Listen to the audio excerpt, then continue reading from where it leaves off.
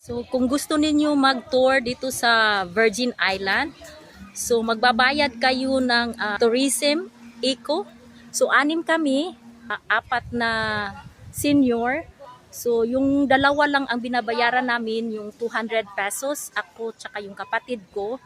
Tapos babayad ka din ng docking fee, is 200 pesos.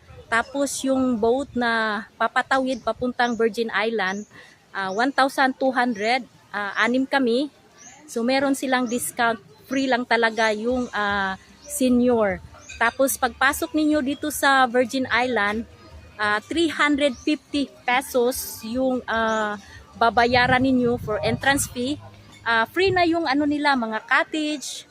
Tapos may discount din yung mga senior. So anim kami, times 350. So meron kaming discount. So ang nababayaran namin is 1,890 pesos. So yun lang para malaman ninyo kung magkano ang mga expenses dito. So yan, maganda dito yung palibot.